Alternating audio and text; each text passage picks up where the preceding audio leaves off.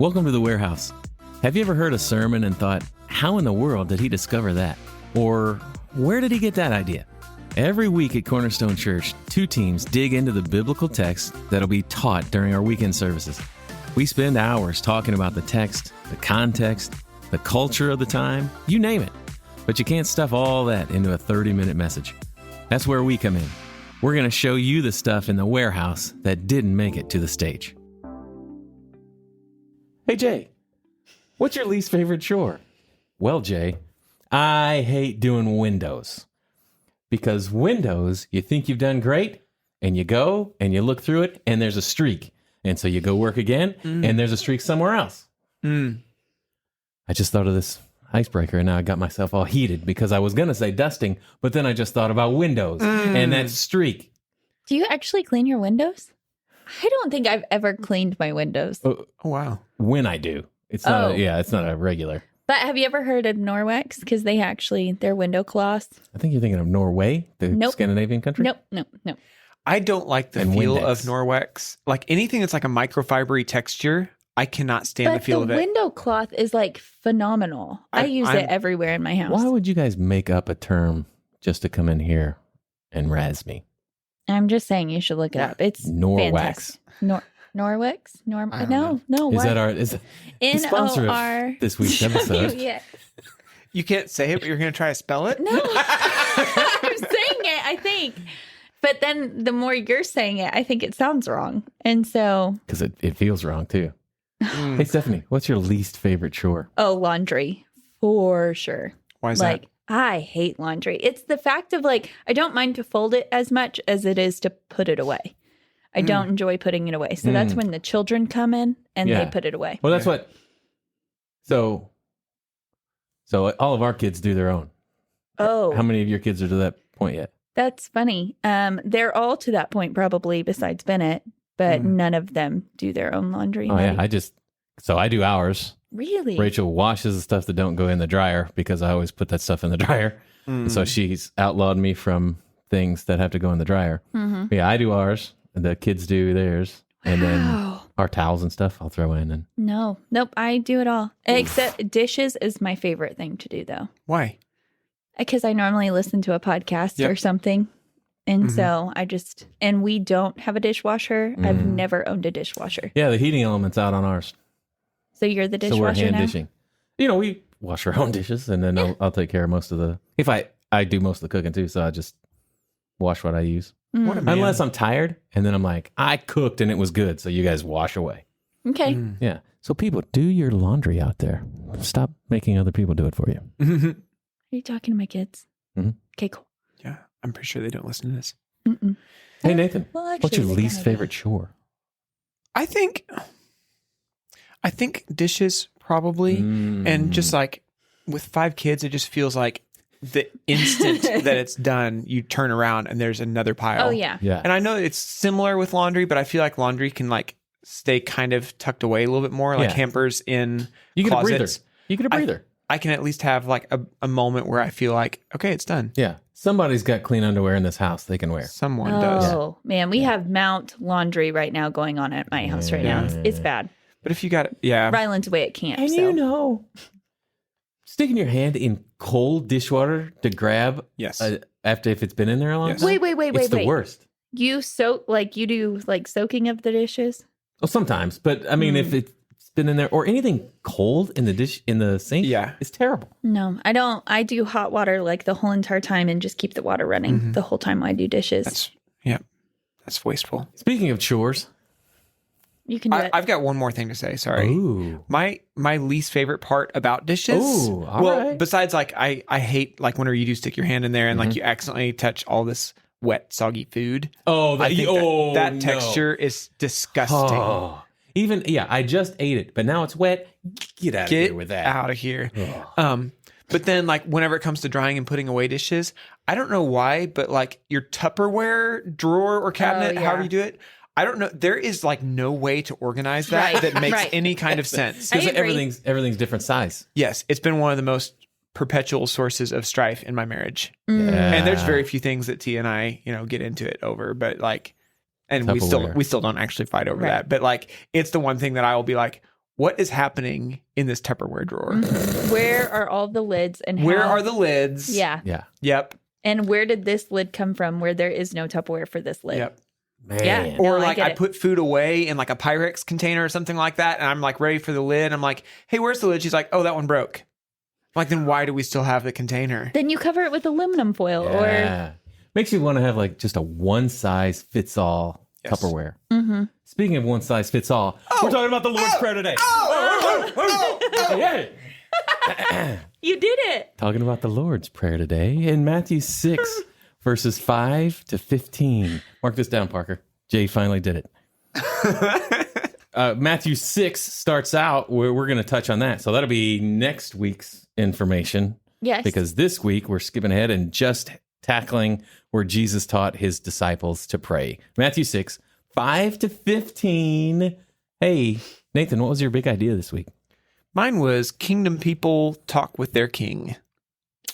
Pretty Nice. good. Pretty Thank good. you. Mine was through our petitions, God intends to provide us with what he already knows we need. Mhm. Yeah, I like using petitions. Start the music, Parker. From worries large to details small, our Father wants to hear them all. No. That's a trumpet. That's a trumpet fanfare. Oh, goodness. You guys want to hear it? Oh, great. Thanks. I'll say it again. From worries large to details small, our Father wants to hear them all. Didn't Oh, we the say places yesterday? you'll go. Yes, it makes us think of Dr. Seuss. No. Not us. You. No, You're the it one who wasn't said just, Dr. yeah. Smith. And me. Somebody else said And other Longfellow, people. Shakespeare. No. Parker said Shakespeare, I think, right? Yeah, Longfellow. And then we're like, no, Keats. it's more like Okay. Dr. Seuss Okay. than Shakespeare. Hand, Mhm. fingers, thumb. What? One thumb, drumming on a drum.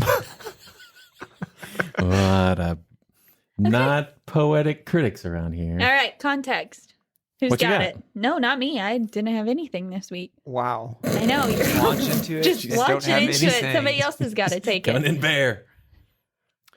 The only real thing that I had to add contextually to, because we're in like, the same historical context, the same literary context, all that. So I guess really the only thing would be the immediate context has changed because we've moved into 5 through 15. And so the first part, whenever we look at these as a whole, Jesus talks about like three things that were very central elements of the Jewish religion. Here in chapter 6. Yeah. And they're all in order that we might accidentally miss that if we're not paying attention. So he talks about almsgiving, so giving to the poor, prayer, and fasting. And those were like three significant pillars of their faith. Very cool. Mm-hmm. Yeah, I had just looked a little bit at what Jewish people, what their prayer lives would have been like during that time, because Jesus is coming and teaching his disciples a new way to pray. And I was wondering, well, wait, I thought about it, that it was a new way for ages, but was it a new way to pray? And just looking at some of them and spurred on, I mentioned yesterday, spurred on because Rachel and I have been watching The Chosen recently and finished up season 3 of it, waiting patiently for season 4. And and I was intrigued by the prayers that Jesus, the character of Jesus, was praying in the episodes when he would wake up, when he'd go to bed, before their meals. And it was just really interesting looking into, because they have daily official prayers, and then just throughout the day, they had smaller ones, even before eating. Blessed are you, Lord our God, King of the universe, who brings forth bread from the earth. And while it's not if your family prays before a meal, we usually go longer than that, and we get specific, and most of us will add, may this food, bless our bodies for your service or something. Families have prayed that forever, but. So whenever you were talking about that yesterday, it made me think of whenever we did, Passover meal. Oh yeah. We would recite that before each part. And then just neat. Very. Yeah. So it's cool. Anything else? Anything else pop up in your head as we've been talking? Well, then let's dive in. Matthew chapter 6, verses 5 to 15. You want to do the same divisions we had yesterday? We kind of went a couple verses at a time. Yeah. Yeah. That work for you? Mm-hmm. So verses 5 and 6, and when you pray, you must not be like the hypocrites, for they love to stand and pray in the synagogues and at the street corners. Truly I say to you, they have received their reward. But when you pray, go into your room, shut the door, and pray to your Father who's in secret, and your Father who sees in secret will reward you. Mm-hmm. So opening it up, and it's tying it to the almsgiving that was talked about just previous. So he's tying it into that same context of these central pillars of their religion. And when you pray, so again, as you just talked about, this is not a, hey guys, you need to pray more, but this is it's already built into their daily rhythms. Yeah. And that's one of the things too, that just, I need to get some kind of affiliate link to the Chosen series. Wow. Some kind of sponsorship thing, because I'm mentioning it a whole lot.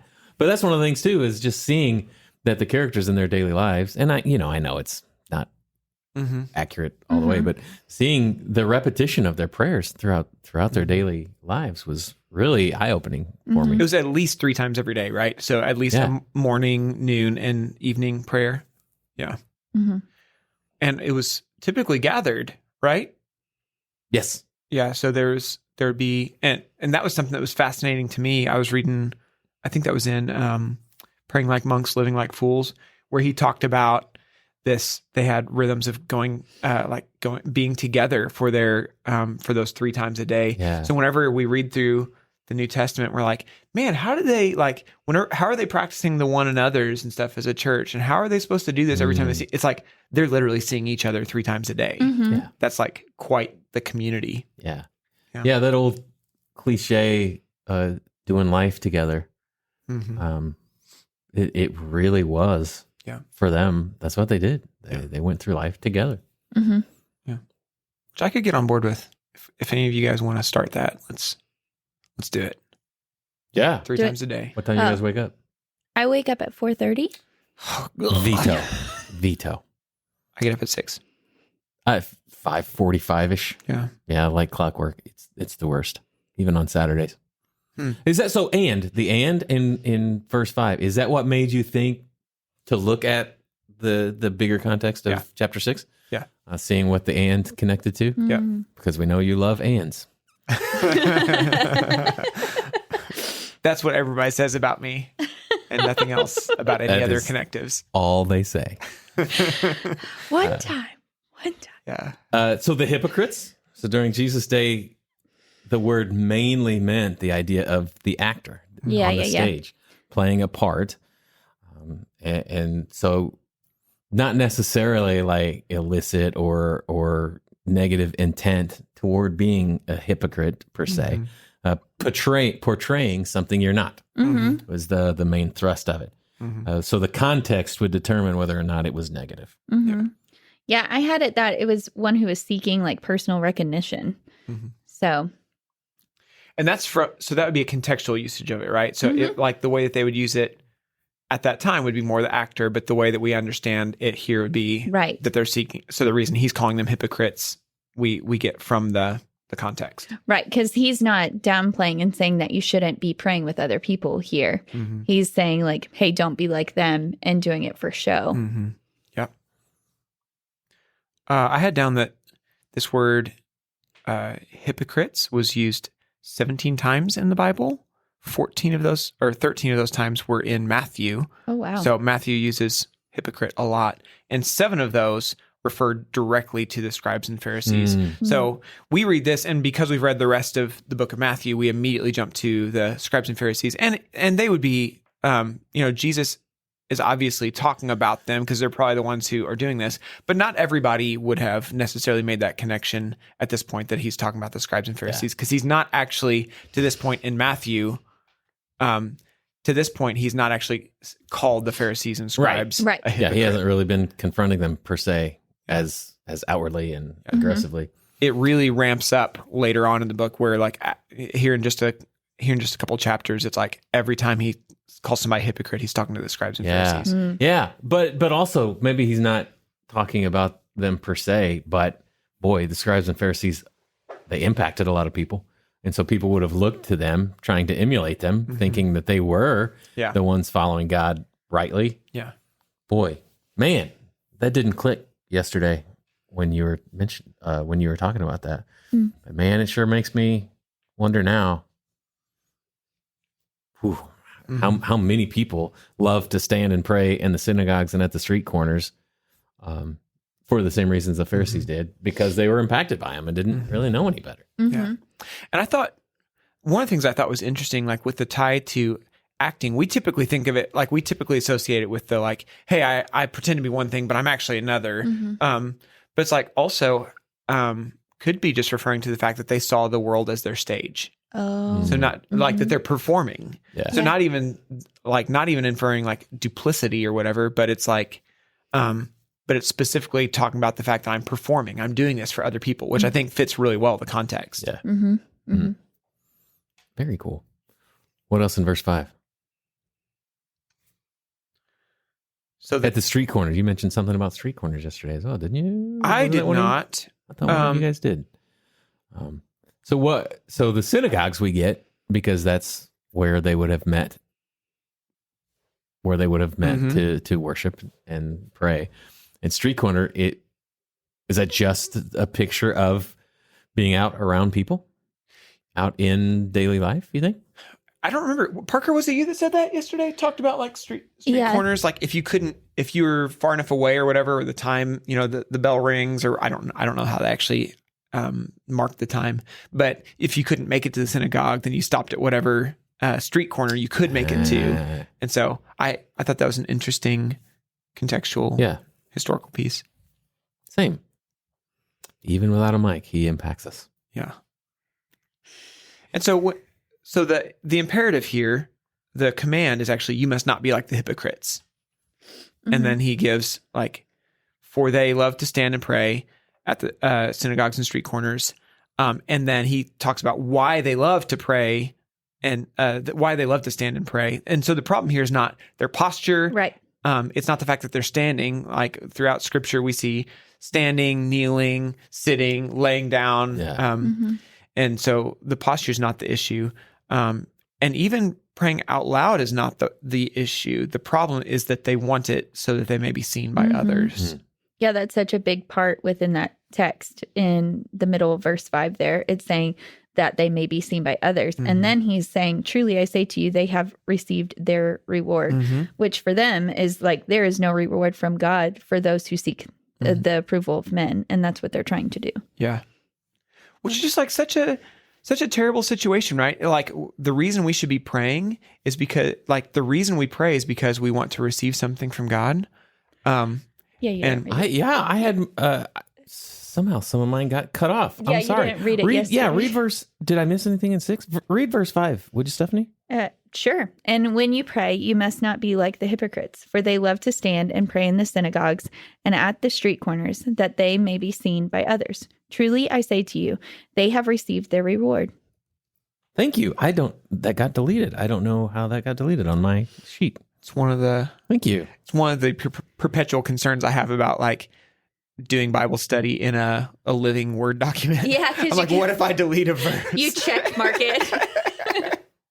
Yeah. Yeah. Thank you for that. I knew we talked about that and I knew it was there, but I was trying to look for it and it was not on my doc. But thank you. Yeah. That they may be seen by others. Yep. Truly, I say to you, they have received their reward. That's the same phrase he used about in verse 2, talking about giving alms, sounding a trumpet when you give to the needy. That's the reward that they got. He says it in verse 16, talking about fasting and how they disfigure their faces while they fast. Being seen by others for them seems to be greater than the idea of being seen by the Father. So repeated in all of the subjects you drew together there. Yeah. It just seems so interesting because it's like they get exactly what they want, right? So their reward that they receive is the accolades of people, the recognition. People look on and say, wow, you're super holy. And they get that.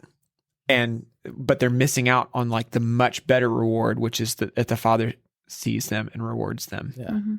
And I mean, I will have to say, like, I've fallen into this before. Whenever I've been praying for someone, I'm like, man, I hope they think I did a good enough job for them. And it's like, God doesn't want us to get it perfect. Yeah. Or even, I hope I say the right things to make God, so that God works on their behalf, or God heals, or as if our words or our tone or our emotive moves of our voice, will affect what goes on. One of the very practical ways that this plays out for me is whenever we're praying, like as a staff or something, you have those people who are very vocal in the way that they agree with people. So you're praying and they're like, yes, amen. Yes, Lord, do that and stuff. I'm that person. That's what I mean. Yeah. Especially you and Dustin. Especially you and Dustin. And so like, especially you and Dustin. Okay. I mean, you're not the only two. Yeah. I do it sometimes. Madison does it too. I do it. It's Well, fine. there's no need to name names, Stephanie. Okay. But so, confession moment. I mean, like, it's easy for me to accidentally switch into a mode of like gauging how good my prayer is going based on like how much people are saying, yes, Lord. Yes. Holy cow. That just made me think. I have thought several times over the years, this prayer must not be doing much because nobody's saying anything. Yeah. Whoa. Yeah. Yeah. So like we can all fall into that. Yeah. Yeah. It's crazy. So when you hear Nathan or Stephanie or Jay praying, please add in some yes, Lords. Please don't just stay silent. Yeah. It makes us doubt ourselves. Yeah. We need it. And truly I say to you, they have received their reward. That'll be our reward. Okay, so verse 6, are we good to move on? Okay. But when you pray, go into your room. I loved how Parker pointed out yesterday this could have been a hyperbole. What? Here, Parker again. Yeah. Parker's great. But you were like even talking a little bit more into depth about that yesterday. And I was like, that's actually really good. And I didn't think about that being. So Parker's point of it being hyperbole was? That it's not something he's saying for you to always go and do, to just not pray with other people and to just go into your room. He's saying. Like juxtaposing them being on the street corner. No, you go to your room. So you go to your room. Get to your room if you're going to pray. But I do think there's some intention behind it, though. Like with us being able to go and be in a moment of silence and solitude with the Lord, there's definitely some benefits from that. And not just, so the idea there, not just go in your room and shut the door and pray to your Father who's in secret. That unlike, so their hearts want to be seen and heard by everyone, and our hearts should be that we just want to be seen and heard by the Father. Yeah.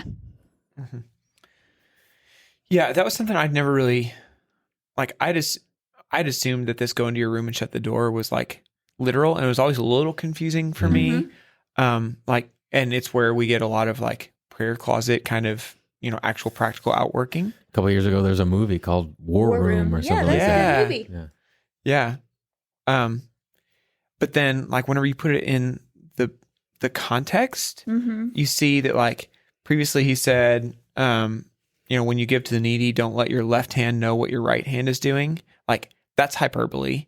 So he's in that contrast, he's talking about like, hey, there's these guys who are giving because they want to be seen by everybody, but instead they should be doing it in such a secretive way that their hands barely even know what the other one's doing. And so that's like hyperbole. And then this one, it makes a lot of sense that he'd be saying, hey, you've been standing out like as public and as loud as you can be because you care what people think. Do it in such a way that like no one would ever know that you were praying. And also, I know this is like more big picture, but he's talking about the you singular. But then as we move down to verse 10, it becomes more of adding other people within to that prayer. Yeah. And then again, like this carries out into the fasting one. So basically he talks about, fasting in such a way that no one would ever know if you were fasting. And so it's like, if you take that literally, it's like, I should never, if someone asks what I'm doing for lunch, like I have to make up something because I cannot tell them that I'm fasting. But that's not what he's after either. He's after a heart posture here, just like he has been throughout the whole Sermon on the Mount. Right.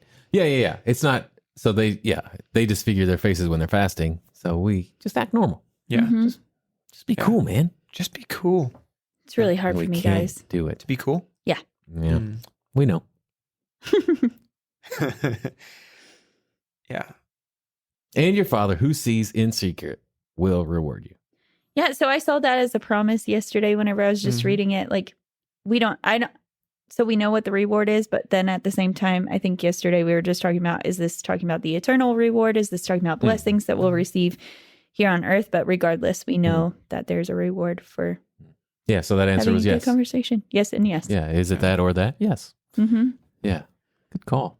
Yeah. And I think this is just one of the like really comforting truths of our faith is that like God is omniscient, so all knowing, and that he's omnipresent, that he's everywhere.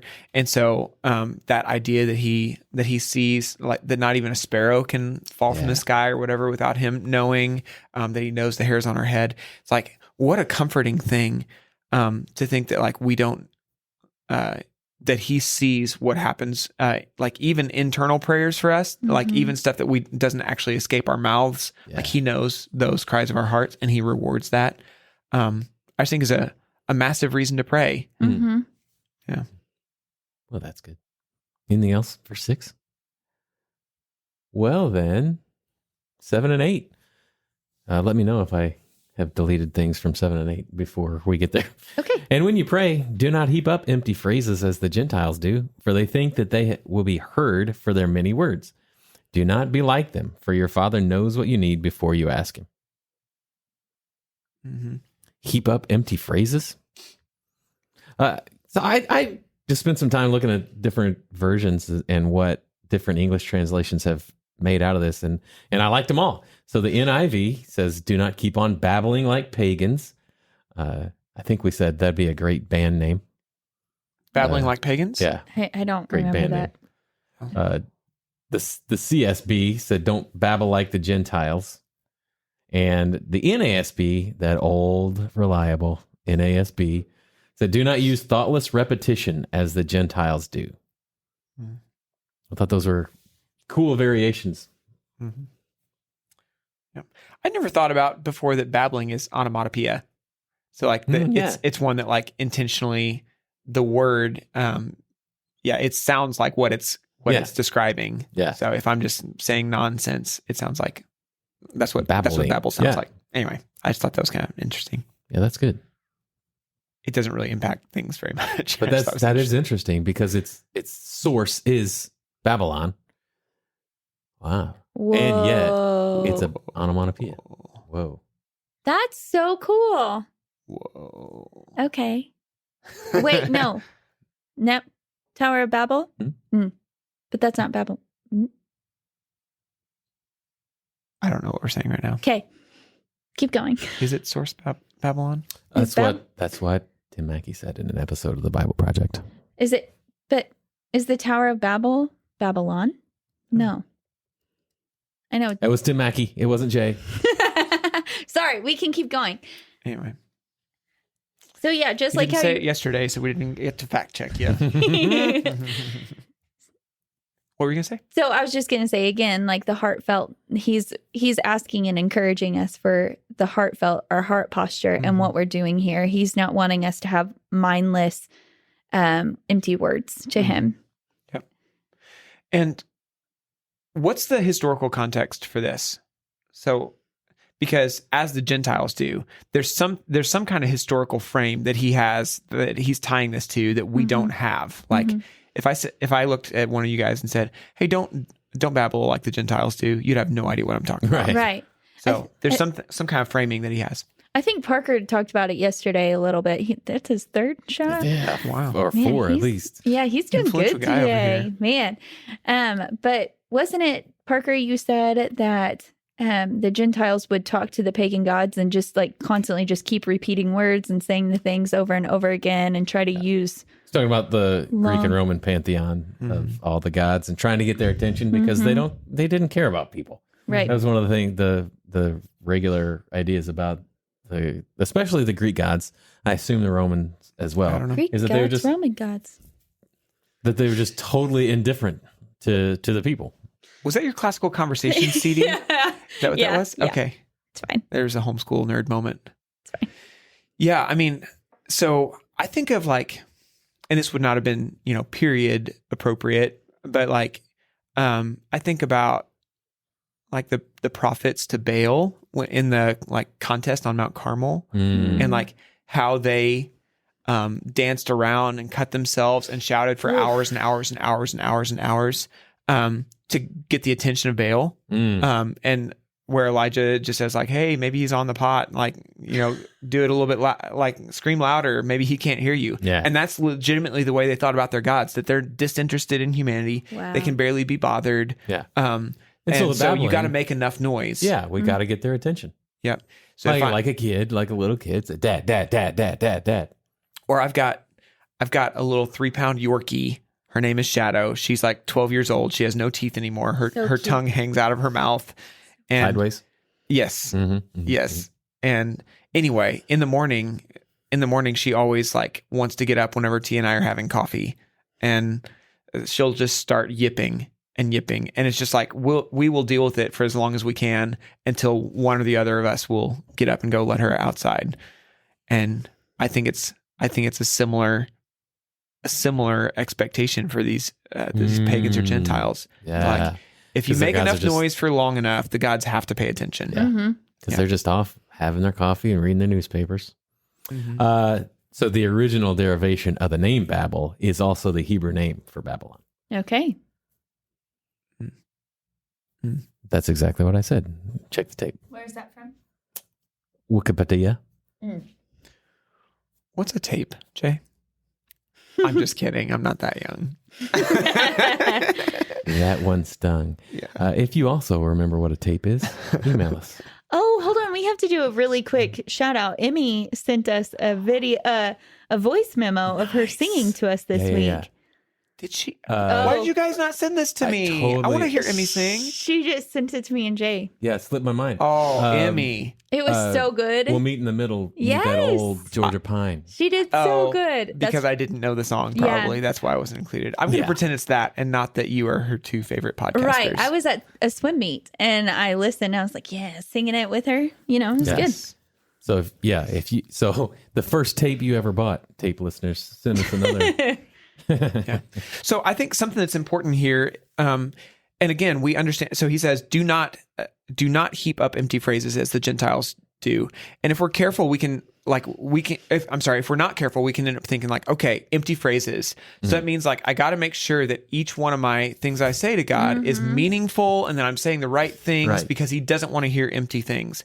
And we can only like rightly understand what he's talking about there whenever we see what he contrasts it with, which is they think that they will be heard by their many words. The problem is not that the things that they were saying like were not meaningful and poignant or good enough. The problem is that they thought that they would be heard by their by how many words they said they thought that they needed to get the God's attention. That they wouldn't. So anyway, and then again we see the contrast with in verse 8. Don't be like them, for your Father knows what you need before you ask Him. Look at the different the intense contrast between gods that will only pay attention to you if you make enough noise and talk for loud enough, and then if you're lucky, they'll pay attention, versus a Father who instinctively knows what you need better than you know it. So 5 and 6, he's targeting Jewish hypocrites. And now 7 and 8, he's targeting Gentile pagans. So there are two primary contextual influences for prayer. Their entire worldview at the time was we either pray like these guys or pray like these guys. And here Jesus says, but there's another way. Right. Oh, man. So I know there's been people who struggle with verse 8, for your Father knows what you need before you ask Him, where they ask themselves, so why do I even pray? Why do I need to pray if He already knows what I need before I ask Him? Yeah. Easiest answer, I think, is because Jesus prayed and Jesus taught us to pray. And That's Jesus told us to pray. Yeah. I think it's the same thing we deal with anytime we come up to questions of God's sovereignty and human responsibility, right? So it's if God's gonna if God is in control, He can do whatever He wants, then why the heck would I ever ask Him for anything? And it comes down to the way that He is ordained to accomplish His will in the world is through a partnership with mankind. So He's chosen that by praying that we would actually really influence the future. That there are things that theoretically He wouldn't do if we didn't ask Him. But He's ordained that the way that He wants to get it done is by us asking. Yeah. Mhm. Yeah, I had a quote from Augustine that said, God does not ask us to tell him our needs that he may learn about them, but in order that we may be capable of receiving what he is preparing to give. Yeah. Do you say Augustine? I do say Augustine. St. Okay. Augustine? Okay. Just making sure. I probably also say Augustine. Augustine. I'm trying to make it consistent, but it's sometimes a data situation. for me. Data, Caribbean. That one I'm consistent with. I only say, oh man, I said that. And I'm now like, which one? You I only only say say- Caribbean if I'm talking about the movies. When Jack Pirates. Sparrow's involved. Yeah. Right. Mhm. Okay. Anything else for verse 8? Okay. Anything else for verse 8? How about 9 and 10? Okay. Pray then like this: Our Father in heaven, hallowed be your name. Your kingdom come. Your will be done on earth as it is in heaven. Did anybody else just keep reading it in their head or saying it? I almost said hallowed because Oh, used to be old school high breaking out church. the What is that? KJV. Yeah, almost did some Hallowed who instead of art hallowed. Our Father who art in heaven. Hallowed be thy name. Thy kingdom come, thy will be done on earth as it is in heaven. Give us this day our daily bread. We're not there yet. I'm sorry. Yeah. Hallowed be your name. Again, the CSB, the Christian Standard Bible. Yes. Your name be honored as holy. I kind of like that.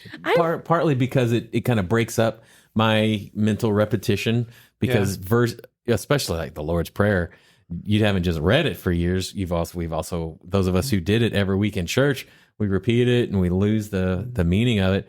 But here, breaking that up with our Father in heaven, your name be honored as holy. Yeah. Meant a whole lot to me as I read that. Yeah, I thought that was such a good way that CSB put that, because whenever it's almost how I read it is we're asking for his name to be holy. Here, hallowed be your name. But that's not what it's meaning. It's meaning his name is holy. Yeah. So I liked the CSB version on that. Mm-hmm. Yeah. I think it's like, that's kind of what, so it's not that if you use ESV or whatever, that it's wrong that it says hallowed, but it's like, it helps us understand the meaning of that word, Oh, right? yeah. So it's like, what's it mean to say hallowed? I can't decide which way I'm saying it now. Beta data. Caribbean.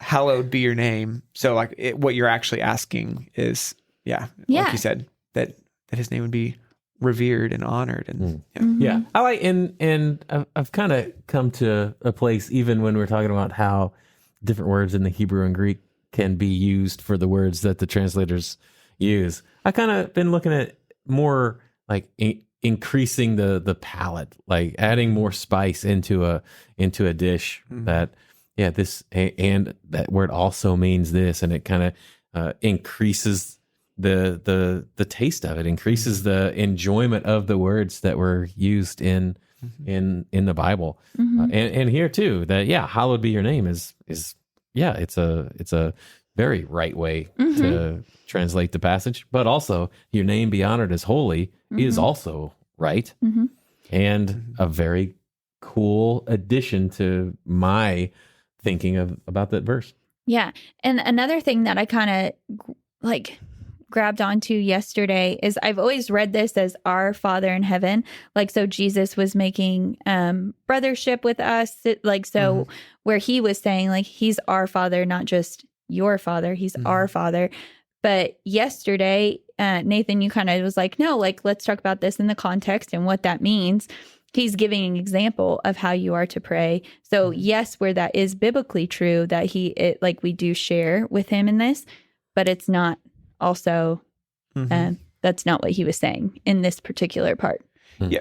And that's because he's not saying, let's pray like this, our Father in heaven, but it's a command to a particular group. He's saying, you should pray like this, our Father in heaven. And that does get a little more important whenever we get down to like, forgive us our debts and stuff, because you could end up accidentally calling into question, like, did Jesus, have something to be forgiven for? But because we know he was always debt free.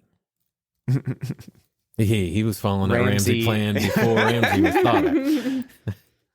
Anything else? Verse 10? Anything in verse 10? Oh, well, I was... More 9? Yeah. Ooh. Sorry.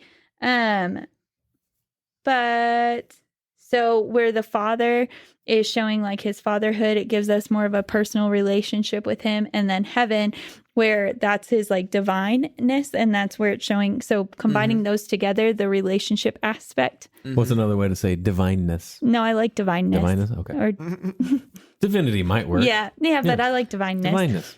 If it's Stephanie, It avoids the confusion with that like Christmas candy that's Now I'm going to make some divineness this holiday season. I add ness to the end of everything. You guys know this about me. Yeah, so you're talking about like our Father in heaven has both aspects of it there, right? So Yeah. the intimacy and the transcendence. Mm-hmm. Ooh, and that kind of harkens back to the Jewish prayers at the time, because most of the time they would pray, "Blessed are you, Lord our God, King of the universe." Mm-hmm. Not much about a familial relationship in those prayers. Blessed are you, Lord our God, King of the universe, who forms light and creates darkness, who makes peace and creates all things. Blessed are you, Lord, who forms light. That'd be their first prayer of the day. There's nothing about Father. Right. But it's covering it up. Like the in heaven part is talking about his great ultimate authority and how he deserves our worship still. Yeah. Yeah. Well, unique. Christianity is unique among the religions of having our God be the one who is so close that he's Father and so great that he is King of the universe. Yeah. Mm-hmm. The single King of the universe. Yeah. Love it. 9 and 10. Anything else? Kingdom come. We'll be done. So the Father aspect of it, like one of the questions I had was like, hey, is this revolutionary to them? Right. And so I just like jotted a note, like, is this common? Is this like something that would have blown their mind?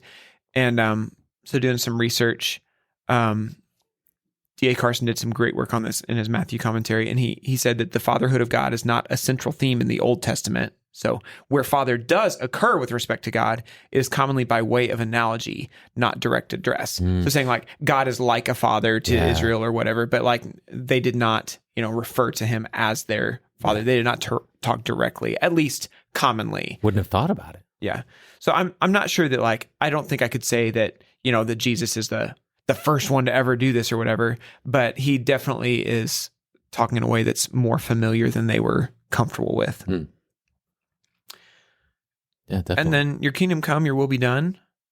Again, Tyler Staton, and I should back up for just a second and say this. Jesus introduces this with pray then like this. So it's not just pray this prayer. It's not just verbatim, make sure you say these words all the time, but he's giving us a model for prayer, and that's quite the gift. And so throughout church history, a lot of church fathers, Luther was a very popular one. And then more recently, I read Tyler Staton's book. Tim Keller had a book on prayer that also follows the Lord's Prayer. And so we should see this as a model that kind of shapes the kinds of things we should be asking about. And Tyler Staton talked about this, your kingdom come, your will be done on earth as it is in heaven, as like a moment of intercession where we recognize that we're standing between heaven and earth and asking God to let like the things that he wants to be done. We're inviting that into our space, which I just think is a cool picture. Like when you're praying for your kids, when you're praying for a friend, when you're praying for healing, you're saying, your kingdom come, your will be done on earth as it is in heaven. Anyway, I just thought that was neat. Go ahead. No, I was just thinking and processing a little bit of what you were saying. So like inviting God to help us grow initially, to help us grow the kingdom too. Would you say that as well? So it'd be like all the above. Yeah. Yeah. So I'd read, I'm trying to remember all the different options, but they talked about like more full expression of his kingdom as it is. It's also like anticipating the day in the future, whenever we look forward to the return of Christ and whenever his kingdom is fully implemented. There's also an element of volition with this. Like if we're going to say, God, let your kingdom come, we know that like that we are the agents that he brings it, to pass through. So we're saying like, whatever you want done as part of your kingdom, like I will do it. I am your servant. So yeah, it's multifaceted. That's awesome. That's good. Also in this first part, I don't know if we talked about this, but we've got the first 2 verses. We've got your name, your kingdom, and your will. So all those are all focused on orientation to God. And then in the second part, we turn toward give us, forgive us, lead us. Switching to ourselves. 11, 12, and 13. Give us this day our daily bread. Forgive us our debts as we also have forgiven our debtors. And lead us not into temptation, but deliver us from evil. Mm-hmm. And again, another way to say verse 11, give us our bread for tomorrow. Mm-hmm. Give us this day our bread for tomorrow. Another way that I'd read that, because there's like confusion between people, like, should it be the bread for tomorrow? Should it be the bread for today? And it's kind of both. Like Carson talks about that it can be either one. So like maybe a helpful way is to think like, give us each day the bread that we need that day. So it's just talking about like daily provision, like the normal everyday stuff that we need. Whether it's talking about one day in the future or just the present day. Well, that's good. Mm-hmm. And again, Jesus wasn't praying this prayer or telling us to pray this prayer as he prays it, because verse 12, forgive us our debts as we've also forgiven our debtors. Mm-hmm. He was debt free. Mm-hmm. Mm. Yeah. Go ahead. So I was just going to say, like throughout the whole thing, so they're divided up into 3 petitions. Mm-hmm. The first 3 is the hallowed be your name, so his name, and then your kingdom, which is his reign, and your will be done, which is his will. And then the second 3 is provision, pardon, and protection. And so we see his provision here with daily bread, and forgiving us our debts is the pardon, and then lead us not into temptation is the protection. Mm-hmm. That's cool. I really liked that yesterday whenever I was like, oh, that's really neat. It's divided up like that. Mm-hmm. So God first, then us. Yeah. Mm-hmm. We talked some about like, I think this give us this day our daily bread is it's a little bit removed from our social situation for most of us. And so it can be a little difficult because they were literally like, they didn't have, a lot of the working class did not have like stockpiles of food and stuff where they could go to their pantry and stuff. It was like, they worked today to buy the bread that they needed for tomorrow. Mm-hmm. And if they're sick, then they're not bringing bread home. And if they're sick for a few days, then they're in bad shape. Mm-hmm. And so this was a very like literal physical request for them of like, Lord, provide for us. And I just think like that daily dependence on God might have been a little bit easier for them to grasp than for us to like really get our heads around in a much more abundant culture. Yeah. So anyway, I just think that's important. Yeah, whenever you put it in that type of framework, though, it helps us see that like every single day he was able to provide, and he does provide for us. Mm-hmm. When we always like here within American culture, we can't think about what it's like to go without food for one day or whatever, or water or whatever it may be. But yet God has always provided for his people. Mm-hmm. And so. Yeah. Yeah. I don't remember. I think Jay, maybe you tied it to manna in the wilderness, but that's a cool. It's a good picture that they could only gather enough for the day, except on Friday before the Sabbath. But anything left over after the day, it went bad. Mm-hmm. Yeah, so like the necessities of life that he constantly just provides for us. Yeah. Yeah. And so I think like this goes into application territory a little bit too, but it's like, I think ask God for the small things too. So if your kingdom come, your will be done is the big stuff, like ask God for the small stuff. Yeah. Like and I think part of what happens, and Staten talks about this in that book as well, is like whenever we ask for the small stuff, we appreciate it whenever it happens. Mm-hmm. Whereas otherwise we kind of take it for granted and assume that we're going to have like what we need for the day without recognizing that like God is the source and provider of our daily bread. It's not our job. It's not our retirement. It's not, our security. And two, I think we kind of view God on this spectrum between King of the universe and Father. And so many of us will go further down the scale toward viewing God as the King of the universe. And so why would the King of the universe be bothered to worry about my daily bread? This what I think very is an menial thing. Yeah, I think it's insignificant. So why would the King of the universe think it's significant for me to pray for it? And we tend to functionally live like we don't believe that he is our Father. Right. That he's a good dad who loves us and wants to know about the daily bread that we're struggling with. I think we can also be just like, we can buy into the lie that we should be self-sufficient, that we should not be dependent on anyone. Yeah. And so the idea like, no, I'm responsible for my daily bread. Right. God can come through on the big things, but like, if I don't have daily bread, that's on me. And so just the dependence on God. I think we've said it so many times though, like God cares about the little things and the big things. Like he wants us to bring it all to him. And I can't remember who it was that talked about it yesterday, but like as our children, we want them to constantly come to us with the big things and the little things, no matter the happy, huge surprises that they may share with us, or if they scrape their knee just a tiny bit, we want to know. Yeah. So. Yeah, I think I might be past that point with 5 kids. Yeah. You know where the Band-Aids are, kid. Yeah. I mean, the number of times they walk out there and they're like showing me like some kind of minuscule scrape that I can't even see on their finger. And I mean, I do love them and stuff, but after a while I'm like, go to bed. Not as much as God loves his children. Probably Right. not. Just an evidence that God's a better dad than I am. That's right. Verse, He's a good dad. he He's a good is. dad. Verse 12. Are we there? Yeah. Okay. Mm-hmm. Yeah, we're there. We've been there. We have? Mhm. Kind of?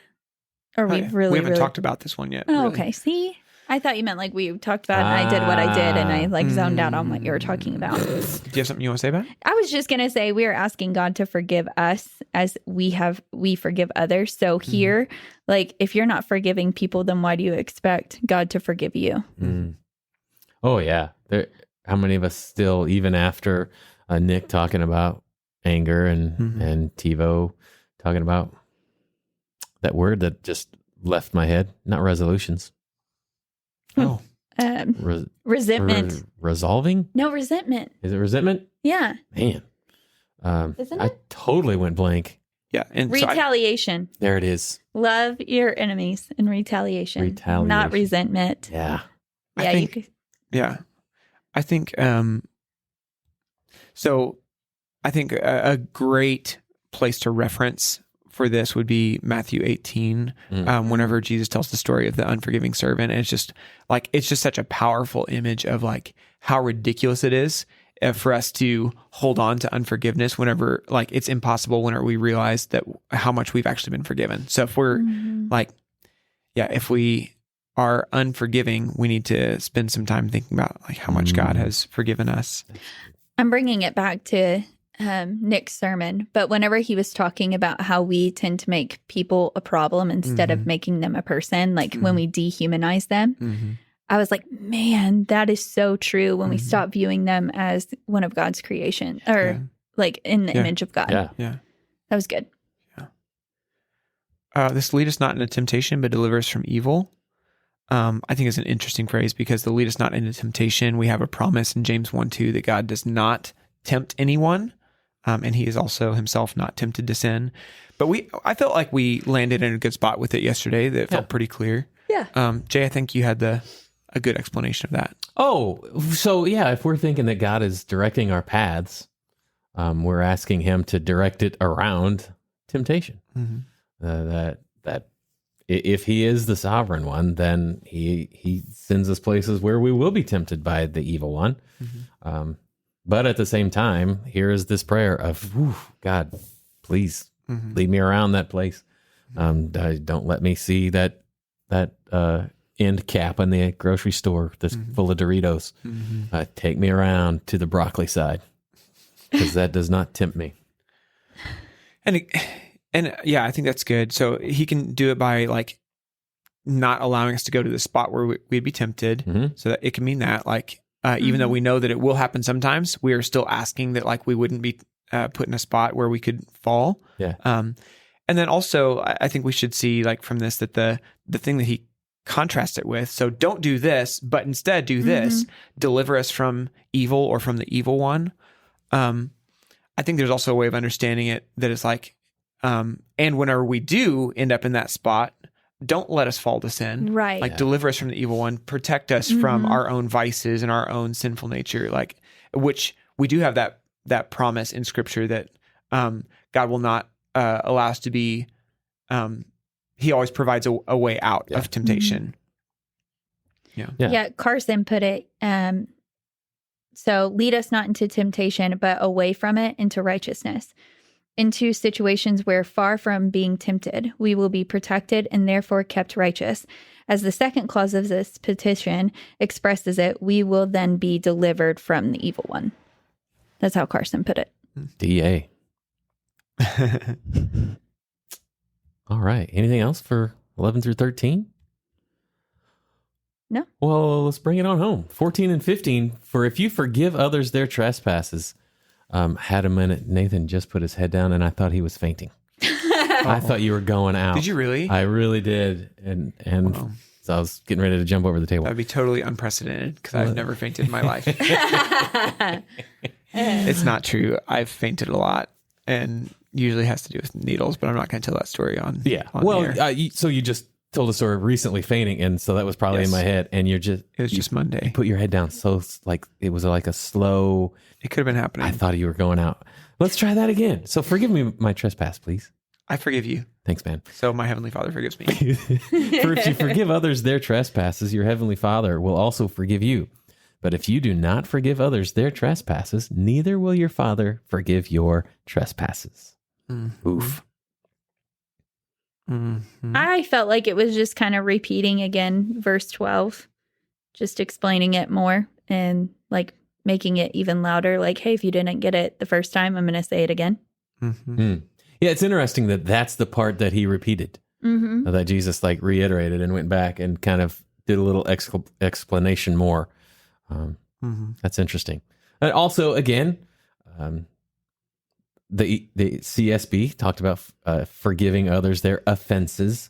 Sometimes, trespasses, what in the world is a trespass? So offenses, wrongdoings. The NIV even brought in when people sin against you. So kind of, again, filling out what is a trespass. Yeah. So with this, I mean, he's doing an aside that's explaining verse 12. This is not still part of the Lord's Prayer. This is him going ahead and addressing and talking about it.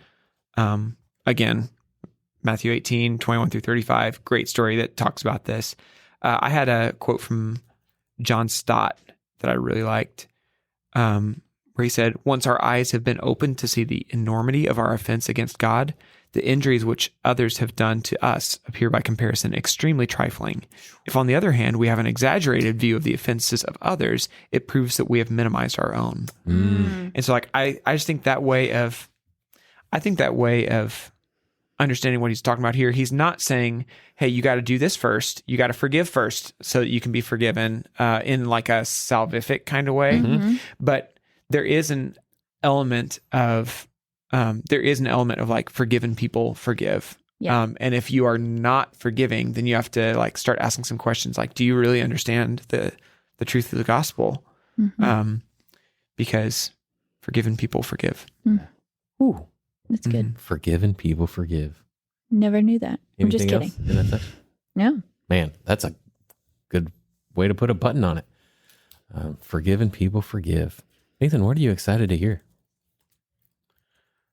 I really like this as a model prayer. Like sometimes whenever I find myself kind of grasping at straws for like, what should I be praying for? This is where my mind goes. And so like just walking through really quickly, our Father in heaven, hallowed be your name. I always think of that as like just an address to God and recognizing that both he cares for me and he has the power to do something about it.